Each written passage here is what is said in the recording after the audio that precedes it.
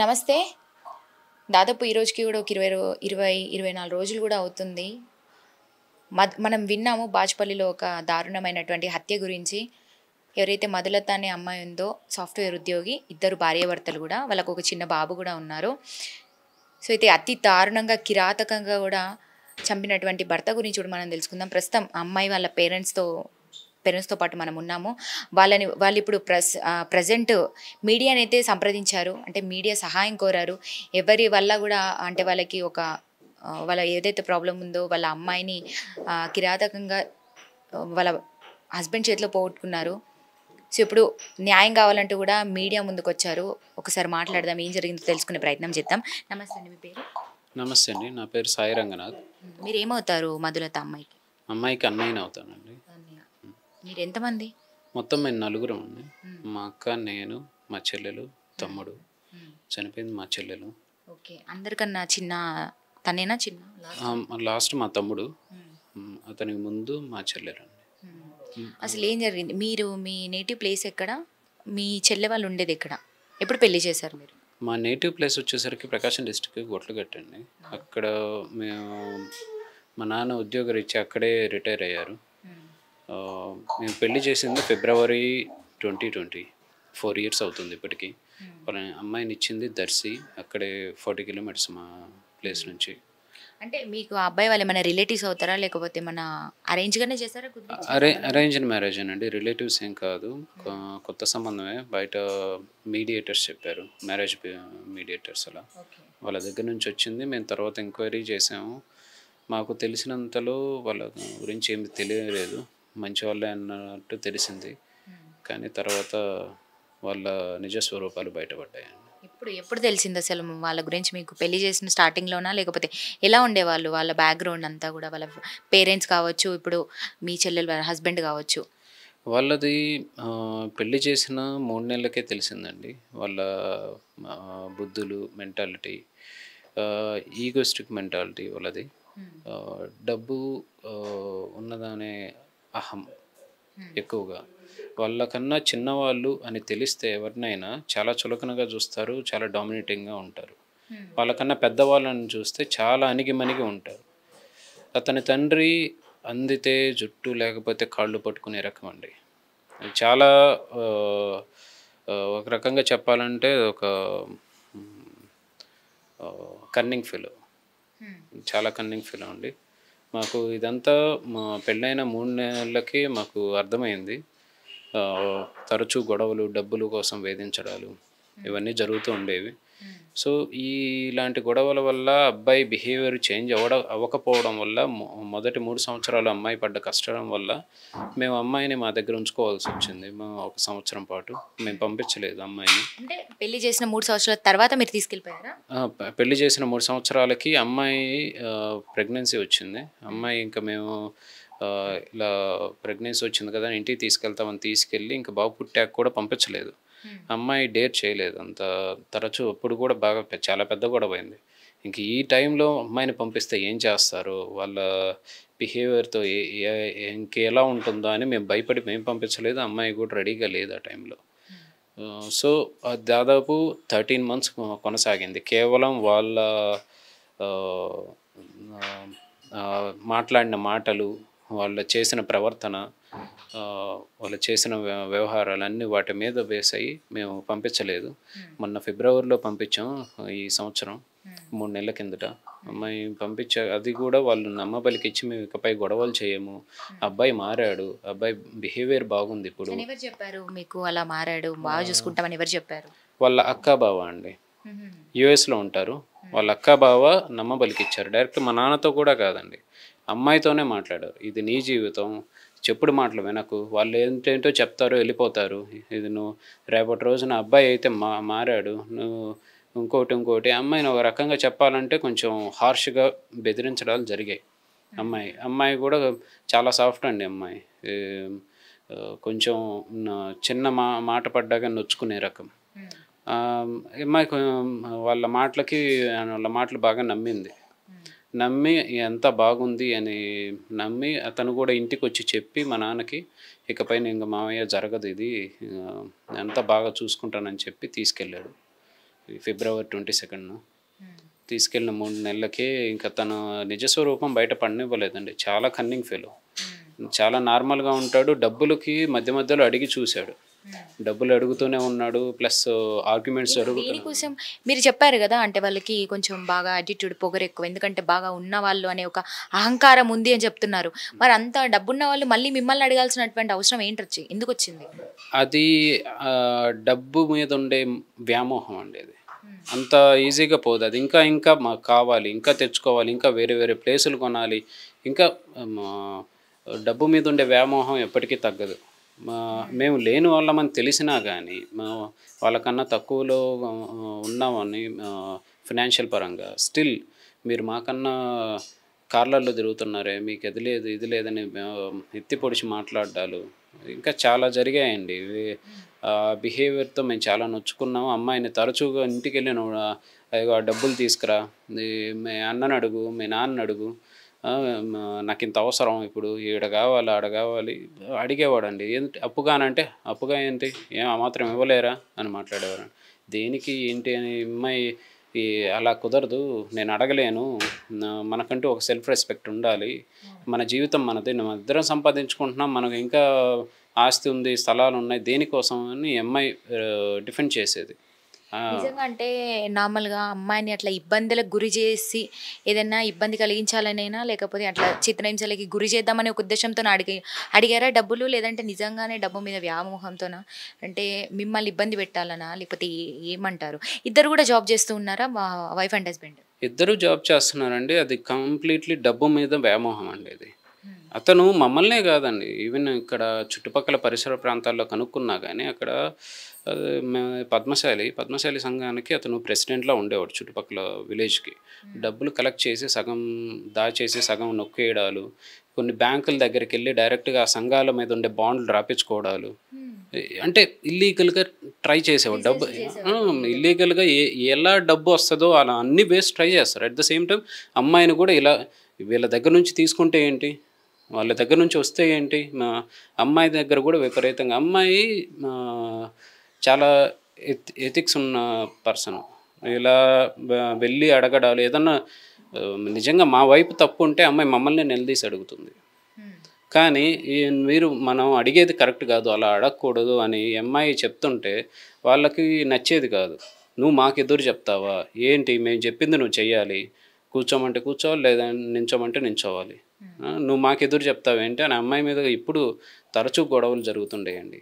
వాళ్ళ అమ్మ ఎక్కువగా ఈ గొడవలన్నిటికీ మూల కారణం. ఎక్కువగా ఆ గొడవల్ని పెంచి పెద్ద చేసే వాళ్ళ నాన్న వీటన్నిటిని ఇతని మీద రుద్ది ఇతన్ని ఫ్రంట్ ఫేస్ పెట్టేసి అతను వెనుక నుంచి అంతా కూడా వాళ్ళు ఒక డ్రామా అనేది ప్లే చేసేవాళ్ళు. అంటే సైకో మెంటాలిటీ పాతున్నటువంటి ఫ్యామిలీ అనుకోవచ్చా?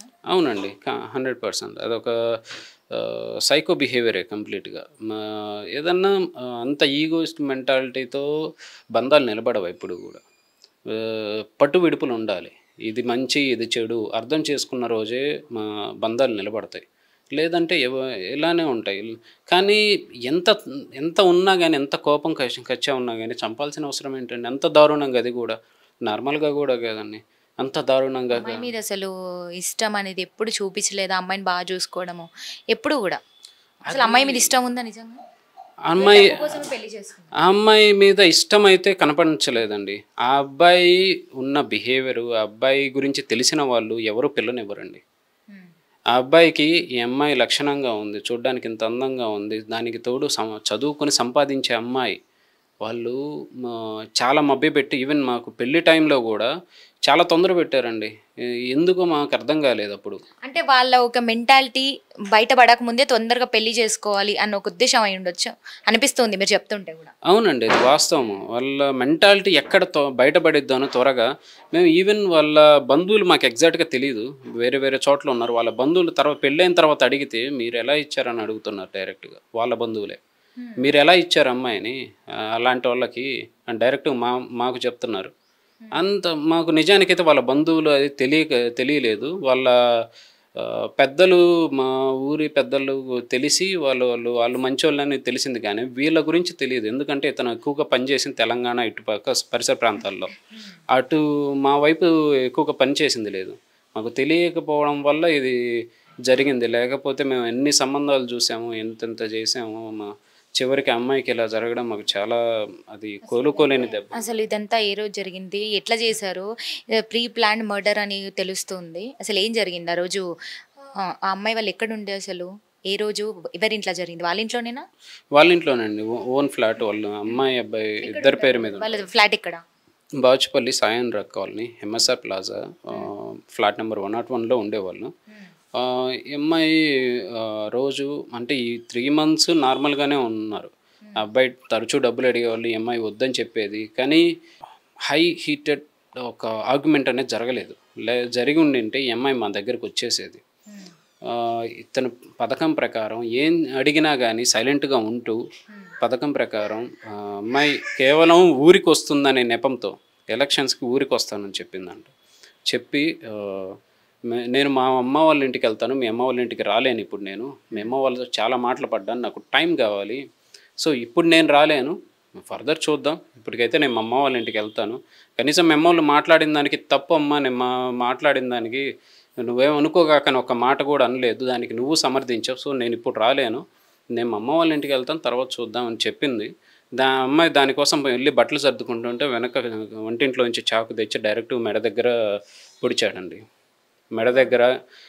తర్వాత తను ఎంత బాధపడిందో కనీసం ఆ బాధను చూసన్నా కనికరం కనకలేదండి. ఫ్రంట్ బ్యాక్ చాలా చోట్ల పొడిచాడండి కత్తితో. అమ్మాయి తర్వాత పోయాక అక్కడంతా బ్లడ్ అంతా బాత్రూంలో కడిగేశాడు. అమ్మాయి బాడీలో లేదు. కట్ చేయాలని ట్రై చేశాడు. కూడా మొత్తం అసలు కాళ్ళు చేతులను కూడా కట్ చేయడానికి ట్రై చేసినట్టుగా కూడా విన్నాం మేము. మరి అంటే అదంతా చేశాడా, లేకపోతే చేసే ప్రయత్నంలో బాగా మీకు ఏమైనా కనిపించాయా? చేశాడండి. అంటే ఐ మీన్ ఎగ్జాక్ట్ పూర్తిగా కట్ అవ్వలేదు, కానీ హాఫ్ హ్యాండ్ హాఫ్ లెగ్ అనేది కట్ అయింది. బోన్ దగ్గర ఆగిపోయాడు అతను. లేకపోయి ఉంటే పూర్తిగా తను అనుకున్నది చేసేవాడు. మాకు అమ్మాయి కూడా దొరికేది కాదు, కనీసం అమ్మాయి బాడీ కూడా దొరికేది కాదు నిజానికి. తనంతా సైకోయిక్ మెంటాలిటీతో. ఎలా తెలిసింది ఇదంతా చేసి ఏం చేశాడు తర్వాత? ఏదో గ్యాస్ కూడా పేల్చేటువంటి ప్రయత్నం కూడా చేశాడని విన్నాము. అవునండి. ఇది తను చేశాక అది తను అనుకున్నది చేయలేక ఇంకా ఐ మీన్ బాడీని పార్ట్స్గా కట్ చేద్దామని ట్రై చేసి కుదరక ఇంకా 2 గ్యాస్ సిలిండర్లు ఉన్నాయి ఇంట్లో, రెండింటిని లీక్ చేసి ఒక సిలిండర్ అమ్మాయి దగ్గర పెట్టి, పైప్ అమ్మాయి దగ్గర పెట్టి, ప్లగ్లు వైర్లు పెట్టేసి అన్ని డోర్లన్నీ లాక్ చేసేసి వెళ్ళిపోయాడు. బాబుని తీసుకొని వెళ్ళిపోయాడు. బయట వెయిట్ చేస్తున్నాడు, అది పేలుతుందా లేదా అన్నట్లు దూరం నుంచి ఎక్కడో, మనకు తెలియదు ఎగ్జాక్ట్గా. తర్వాత అది పేలినట్లేదు ఫ్లాట్లో వాళ్ళకి తెలిసిందని అర్థమయ్యి వాళ్ళ ఫ్రెండ్ దగ్గరికి వెళ్ళాడు. ఫ్రెండ్ దగ్గరికి వెళ్ళి ఇలా ఒక డ్రామా లాగా క్రియేట్ చేశాడు. తను ఇక్కడ కోసుకొని హాస్పిటల్లో జాయిన్ అయ్యి ఆక్సిజన్ మాస్క్ పెట్టుకొని సెల్ఫీలు దిగి పోలీసులు పంపించి, అసలు తనేంటి హాస్పిటల్లో ఏం చేద్దామని చూశాడు. ఒక పక్క అమ్మాయి అయితే చనిపోయి ఉంది, ఆల్రెడీ చంపేశాడు. అప్పటికి చనిపోయింది కదా? అవునండి, అప్పటికే చనిపోయింది. ఒక పక్క చంపేశాడు, అక్కడికి వెళ్ళి ఇంకే డ్రామా క్రియేట్ చేయాలని చూశాడు. అంటే ఎలా నమ్మించే ప్రయత్నం చేశాడు? అది ఒక సింపతి లాగా క్రియేట్ చేద్దామని ట్రై చేశాడండి. నిజానికైతే అది వర్కౌట్ అవ్వలేదు. ముందైతే యాక్సిడెంట్ లాగా క్రియేట్ చేద్దామని ట్రై చేశాడు. అది వర్కౌట్ దొరికిపోయాడని అర్థమయ్యి తర్వాత సింపతి గెయిన్ చేద్దామని ట్రై చేశాడు. తను పొడుచుకొని ఏంటేంటో చేసి.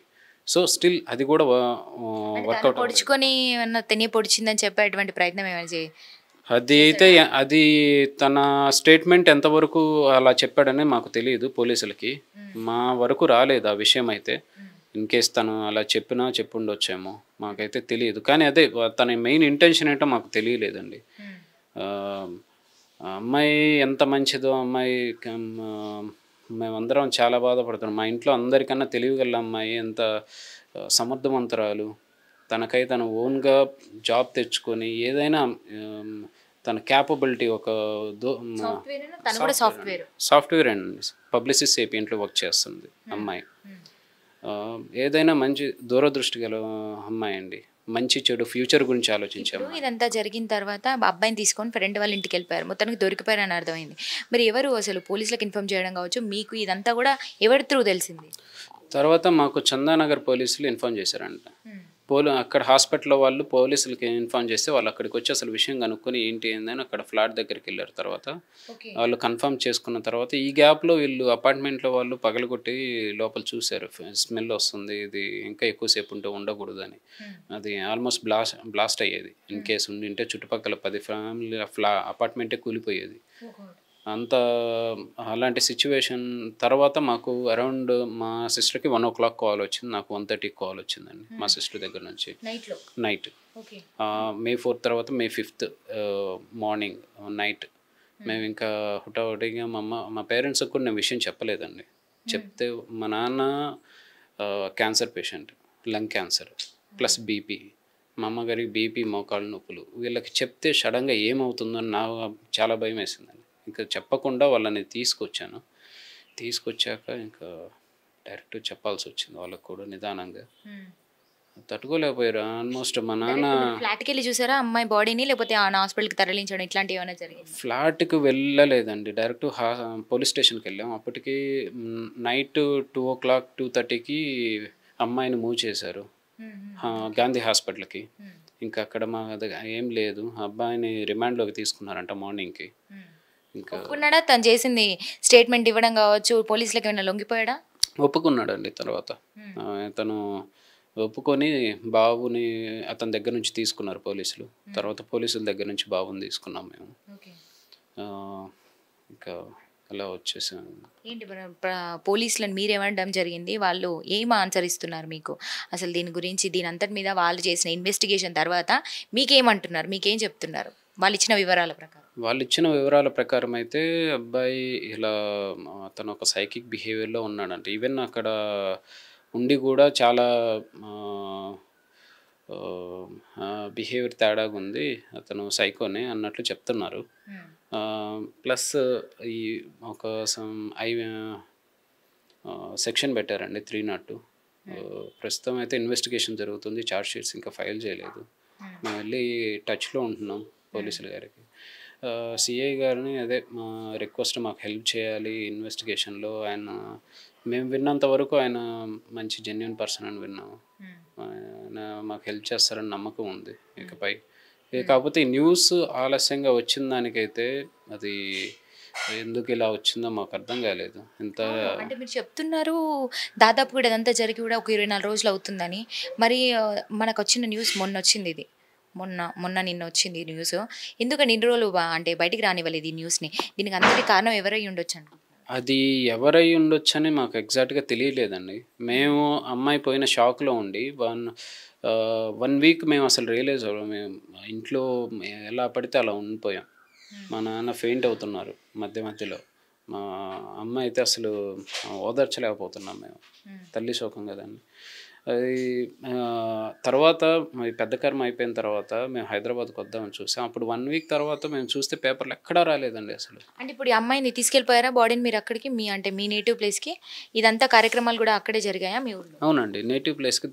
ఇది జరిగిన 4th అయితే మేము 6th మార్నింగ్కి అక్కడికి చేరుకున్నాం. అమ్మాయిని పోస్ట్ మార్టం అయిపోయాక ఇంకా క్రిమేషన్ అన్నీ అక్కడే జరిగాయి.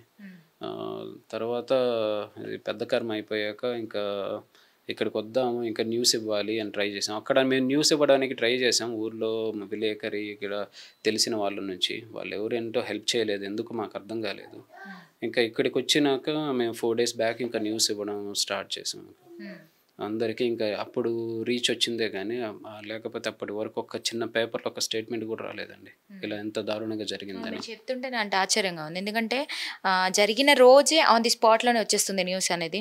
మరి ఈ రోజుకి రావడం అనేది ఇంకా విచిత్రానికి గురి చేస్తున్నటువంటి పరిస్థితి. మీరేం కోరుకుంటున్నారు అంటే, స్వయంగా మీరే మీడియా ముందుకు వచ్చారు కదా, మీకు ఎటువంటి హెల్ప్ కావాలని మీరు అనుకుంటున్నారు? నేను మీడియా నుంచి అయితే మాకు న్యాయం జరగాలండి, మాకు మీడియా సహకారం కావాలి, పోలీసుల సహకారం కావాలి, అతనికి కఠినమైన శిక్ష పడాలి, మా అల్లుడికి న్యాయం జరగాలి. నా చిన్న బాబు అండి, మా లాస్ట్ 20 daysగా కూడా పాల కోసం ఏడుస్తుంటే, రోజు అమ్మాయి దగ్గర పాలు తాగి పడుకునే బాబు అండి.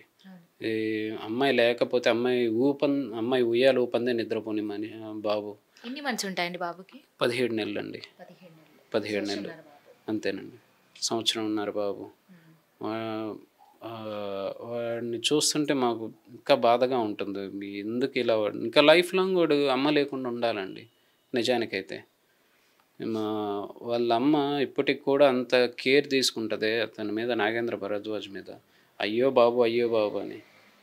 వీడికెందుకండి ఇలాంటి రాత రాసాడు అతను? అంత వాంటెడ్‌గా చేయాల్సిన పని కనీసం బాబన్నా గుర్తుకు రాలేదా? లేదా గుర్తొచ్చినా గానీ ఏమైందిలే అని అంటే నెగ్లిజెన్సా? అతని బిహేవియర్ కూడా ఈవెన్ ఫ్లాట్‌లో వాళ్ళు కూడా చెప్తూనే ఉన్నారండి. చిన్న వాటికి కూడా ఏదో గొడవ పడే రకం. చిన్న వాటికి కూడా ఈవెన్ నేను చెప్పడం కాదు. మేమంటే అమ్మాయినిచ్చాం, ఇలా పోగొట్టుకున్నాం కాబట్టి చెప్తున్నాం అనుకోవచ్చు. కానీ వాళ్ళ ఫ్లాట్ మెంబర్స్, వాళ్ళ నెయిబర్స్ వాళ్ళే చెప్తున్నారు. ఇంకా వాళ్ళ ఫ్రెండ్స్ ఎవరెవరు ఉన్నారో వాళ్ళ ఫ్రెండ్స్ కూడా ఎవరు ఉండరండి. అతనికి నాకు తెలిసి ఒక అతని బిహేవియర్ తెలిసిన మనిషి ఎవరు కూడా అతనితో ఫ్రెండ్‌షిప్ చేయలేడు.